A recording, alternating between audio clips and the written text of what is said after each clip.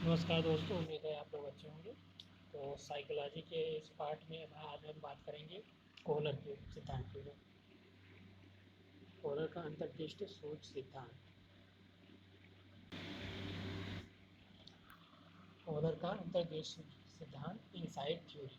ठीक, इसका अन्य नाम क्या है? सूझ सिद्धांत है, समग्रता का सिद्धांत है, गेस्टाल्टवाद सिद्धांत है। गेस्टाल्टवाद सिद्धांत है। प्रतिपादक कौन थे? कोहलर, मेन कोहलर है। ठीक, 1917 में। तो ये सब नहीं पूछा जाता। पुस्तक मेंटलिटी ऑफ एप्स, ये वन मानुषों की मानसिकता, 1925 में पुस्तक थी। सहयोगी कौन है? सहयोगी देखिए, कुफ, जर्मनी के मैक्स वर्दीमर। याद चारों एक साथ कैसे याद करेंगे? Koff, Kohler, Koffka, Wertheimer. Koff, Kohler, Wertheimer. Koff, Kohler, Wertheimer. Koff, Kohler, Wertheimer, ऐसे ही याद कर लीजिए। प्रयोग क्या किया? सुल्तान नामक टिप्पणी पर किनारी द्वीप चार परिस्थितियों में प्रयोग किया। चार परिस्थितियाँ हैं, एक ये है, दूसरी ये है, तीसरी ये है, ये चौथी परिस्थिति। इन चार परिस्थितियों में इन्होंने प्रयोग किया था। यहाँ से क्वेश्चन क्या बनेंगे? पहले आप ये नाम रखिए, क्वेश्चन वन। दूसरा सूझ, ये दो, क्वेश्चन दो। क्वेश्चन तीन, समग्रता का सिद्धांत। क्वेश्चन चार, गेस्टाल्टवाद का सिद्धांत। पुस्तक का नाम पाँच, प्रतिपादक छः, सहयोगी सात। इस पर प्रयोग किया चिंपैंजी का, ये आठ क्वेश्चन। आठ क्वेश्चन आपके तैयार हो गए। और इसमें क्या है, इसमें थोड़ी जानकारी मेरे इस सिद्धांत में क्या है, सूझ क्या है। गुट के अनुसार सूझ वास्तविक स्थिति का आकस्मिक, तात्कालिक तथा अस्थायी ज्ञान है। क्या कह रहा है? सूझ वास्तविक स्थिति का आकस्मिक, तात्कालिक। आकस्मिक यानी अचानक हुआ, तात्कालिक तुरंत हो गया। अस्थायी समाधान है, अस्थायी समाधान हो गया। बंदर जो है, आप यहाँ देखिए, वो पहले चित्र नंबर एक में देखिए, यहाँ क्या है, वो चल रहा है, नहीं पा रहा है। इसके सामने ये बॉक्स रखे हैं, इधर कूद रहा है, नहीं पा रहा। ठीक, और एक बॉक्स पे इसके दिमाग में अचानक आया, आकस्मिक आया, इस पे रख के ये केला जो है ले लिया। उसके समस्या का समाधान हो गया। ये ज्ञान अस्थायी है, अस्थायी हो गया, उसको केला मिल गया। ऐसे यहाँ पे एक क्षण ये रखिए, एक क्षण ये रखिए। ठीक, तो इस क्षण को ये हाथ से ले सकता है, इस वाले क्षण को भी हाथ से ले सकता है। दोनों को केला यहाँ पर रखा है। पहले इस इस वाले क्षण से केला प्राप्त करने का प्रयास करता है, नहीं मिलता है। क्या करें? फिर इस वाले क्षण से प्रयास करता है, नहीं मिलता। तो उसके अचानक दिमाग में आता है, अचानक।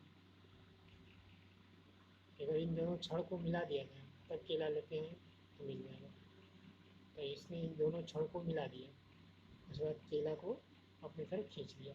ये समस्या का समाधान, समस्या का समाधान हो गया।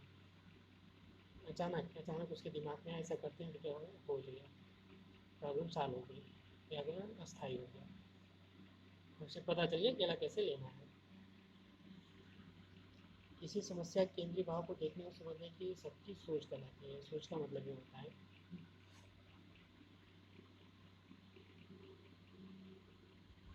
तो निकटता का नियम, इसमें कुछ नियम भी है। तो उर्वरक के अनुसार अंतर्दृष्टि का अर्थ अच्छा निरीक्षण, स्थिति को पूर्व इकाई के रूप में समझना। ये सब नहीं याद रखना है। अर्थ क्या है एक तो जान लीजिए आपके जानकारी के लिए। प्रयोग में चिंपैंजी का पिंजरे में बंद किया गया, बाहर केले रखे गए और छड़ रखी गई। चिंपैंजी पहले हाथ से प्रयास करता है, फिर अचानक क्षण पर ध्यान जाता है, अचानक जाता है, उसकी सहायता से केला प्राप्त होगी। समस्यात्मक परिस्थिति व प्रयोग। अंतर्दृष्टि को प्रभावित करने वाले कारण इंसाइट को क्या क्या प्रभावित करते हैं? व्यक्ति जितना प्रभावशाली, उसमें उतनी ज़्यादा बुद्धि पाई जाती है। कल्पना, प्रत्यक्षीकरण याद रखिए। पूछा जाता है प्रत्यक्षीकरण किससे संबंधित है? इंसाइट्स, कोहलर के थ्रू। पूरा अनुभव का प्रभाव प्रयास व त्रुटि का प्रभाव, क्षमता, संपूर्ण अनुभव। सिद्धांतों में मुख्य नियमों का प्रयोग, कौन कौन से नियम प्रयोग किए?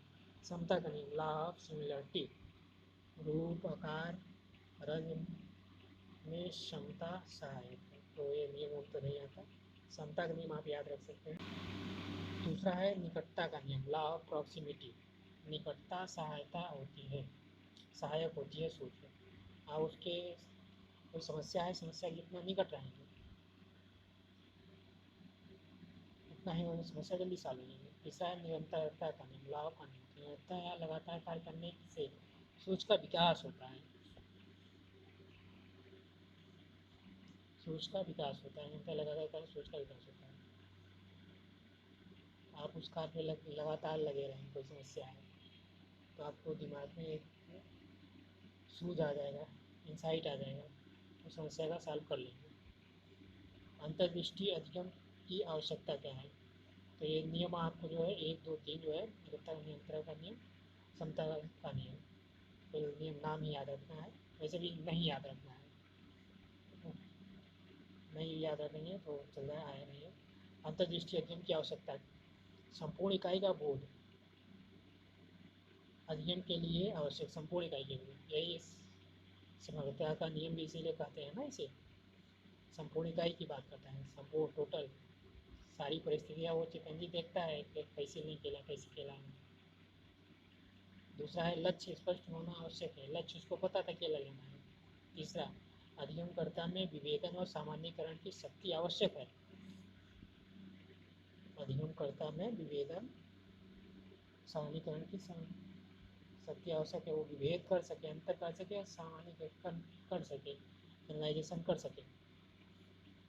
चौथा है आकस्मिक चिंतन आवश्यक, अचानक से वह सोच सके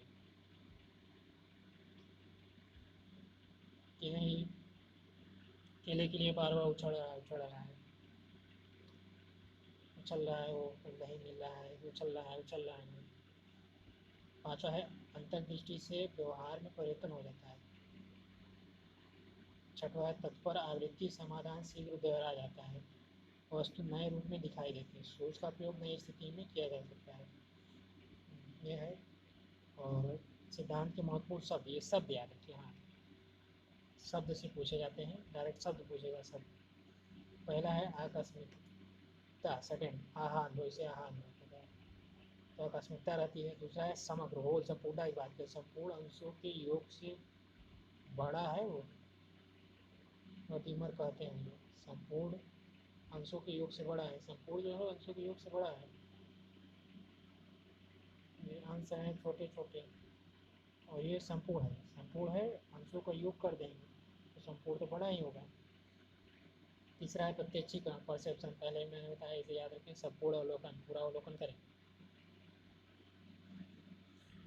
पूर्व दृष्टि, फोर साइड, प्रयास करने से पूर्व लक्ष्य को देख लेना, आज जो प्रयास करें लक्ष्य देख लें, क्या केला, केला लेना है। गेट से बनानी क्या कहते हैं, यह सिद्धांत स्वयं खोज करके सीखने पर बल देता है, वो स्वयं खोज किया चिंतन, देखिए ये पंजी स्वयं खोज किया, क्या करें, सब कुछ उसके आसपास ही, तो शिक्षा में उपयोगिता, संपूर्ण इकाई का बोध कराने में सहायक, बालक में बुद्धि, तर्क, कल्पना, तर्क और रचनात्मकता का विकास करने में उपयोगी है। तो चार चीज़ें यहाँ से आपको शब्द मिल गए, ये आपको याद रखना है।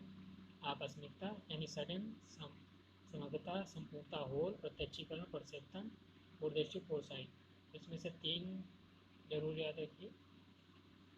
डायरेक्ट शब्द दे के पूछता है कि गेस्टाल्ट बाद क्या बात करते हैं, दे देगा, ऑप्शन दे देगा, तो उसमें आकस्मिकता, संपूर्णता या प्रत्यक्षीकरण रहेगा। तो इसके कुछ और विशेषता देखते हैं, उपयोग देखते हैं। यह सिद्धांत गणित व भौतिक शास्त्र के विषयों के लिए उपयोगी है। सिद्धांत समझकर सीखने पर बल देता है, रटने का विरोध करता है, वैज्ञानिक कार्यों व अवबोध पर बल देने वाला सिद्धांत है। मरीसन वानी क्या कहते हैं? यह सिद्धांत समस्या समाधान व्यवहार पर बल देता है, समस्या के समाधान को गहराई से देखता है। चिंपैंजी को केला नहीं मिला था तो उसने बैठ के सोचा, समस्या को गहराई से समझा। यह सिद्धांत सामान्यीकरण व अधिगम स्थानांतरण पर बल देता है। सामान्यीकरण जनरलाइजेशन करेगा, अधिगम स्थानांतरण ट्रांसफर ऑफ लर्निंग, एक पक्ष का सीखना दूसरे पक्ष में।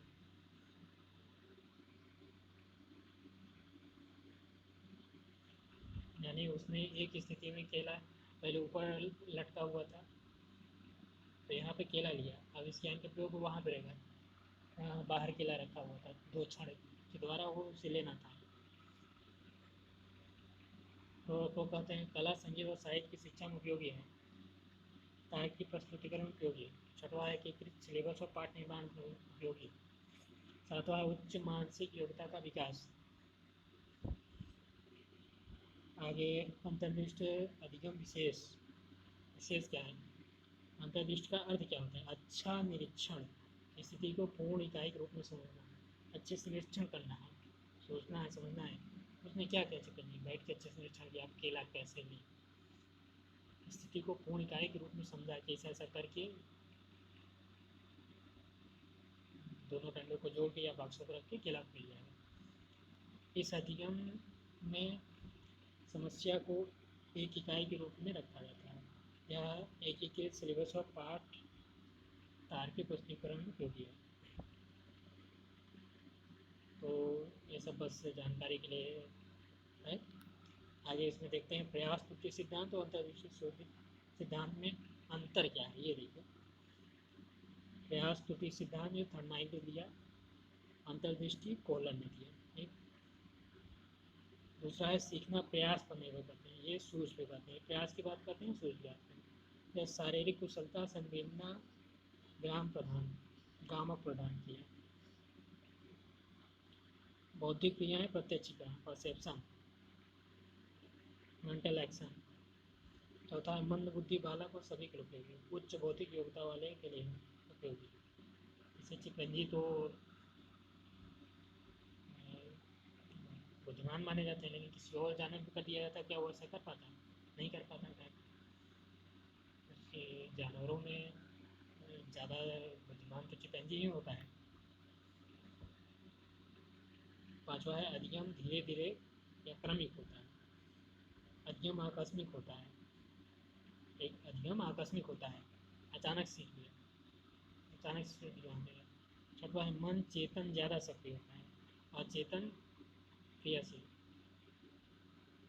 प्रयास त्रुटि में क्या है? मन चेतन ज़्यादा सक्रिय होता है, अचेतन क्रियाशील रहता है। सातवां है यांत्रिकता आधारित अवबोध आधारित, तो ये भी जानकारी के रखें बस।